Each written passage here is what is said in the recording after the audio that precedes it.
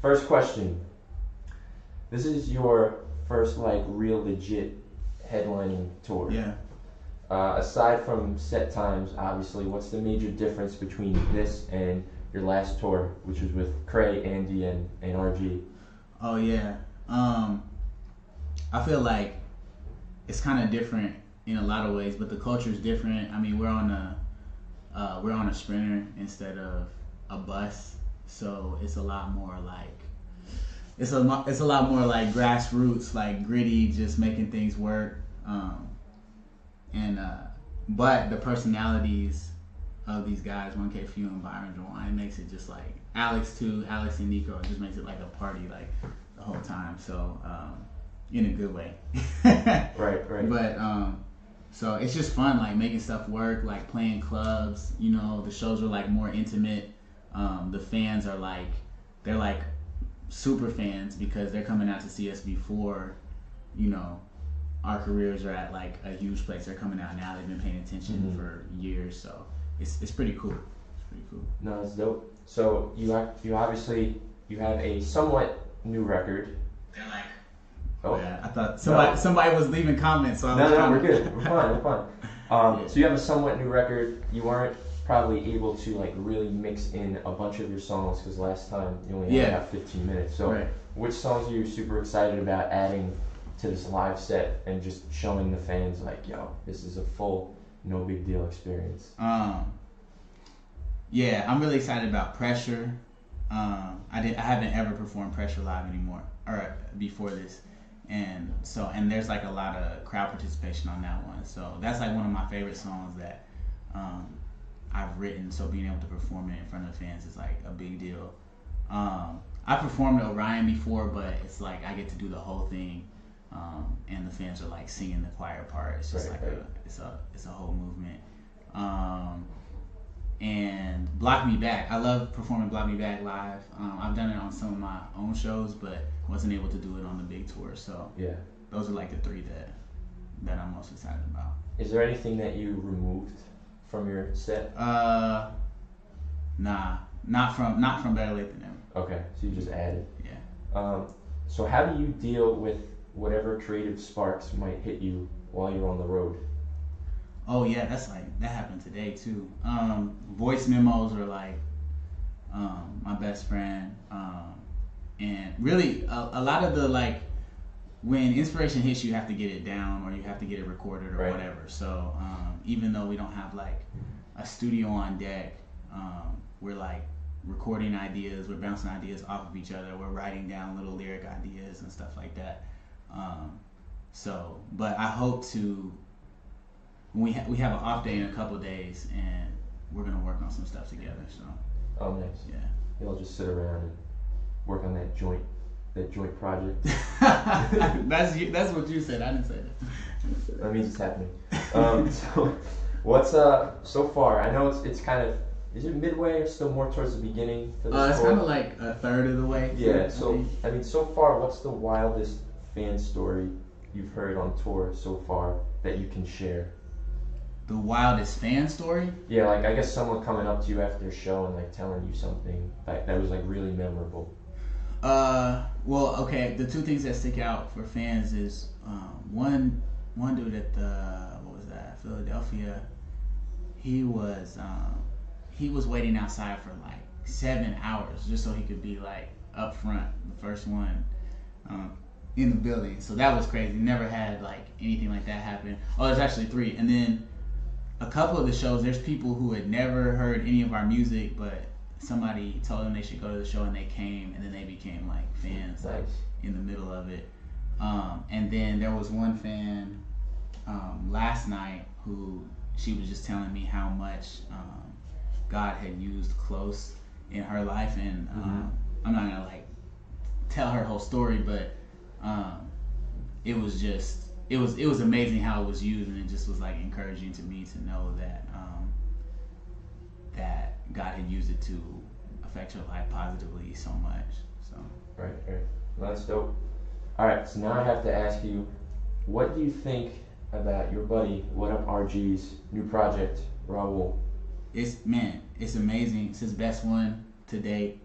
Obviously, like we've all been hearing it for like a long time, like hearing him develop it and tweak it and everything, and we've been excited for a long time. But I love it. I love the depth of it. I love the message of it. I love how it's challenging people. I think the waves that it's creating are good because discussions are being had that wouldn't be had anyway. It's not safe at all. Mm-hmm. But I know that he's speaking to and for a bunch of people that have not been connected with and could not be connected. I couldn't connect with them in the same way, you know, though I want all the things that he wants for those people. I don't have that experience. Right. You know, it's not relatable to you in a sense that you know where he's coming from. Yeah, I can empathize, but I can't identify. And there's a difference. He doesn't empathize. He identifies. He's been through it, you know, 100%. You know, I love it. I can't say enough good stuff about it, and I'm glad that it's out there and connecting with people. Good, yeah. Now, is there anything cooking for you when you get off the road and you get there's always stuff cooking for me that you're talking about. All right, what can you talk about? Okay, no, I mean I've been working on a lot of music since before Better Late Than Never tour. At this point in my career, I just want it to be excellent. I want to take everything to the next level, and so I've been taking my time with it, and also just trying to get out in front of people, you know, between these two tours, and really connect with the people and build the base up, and just kind of. I've kind of rushed music in the past, and I don't want to rush it. I want it to really be the next thing, kind of like take my time on it and make it excellent. So that you asked what's cooking. When it's done, then it's done. Like I work on it like when I'm not on the road, I work on it like every day, you know. So,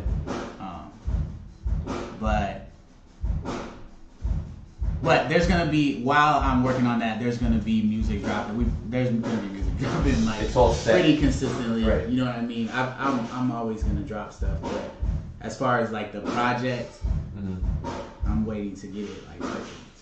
Okay. All right. Let's take a couple Facebook questions and then we'll move on.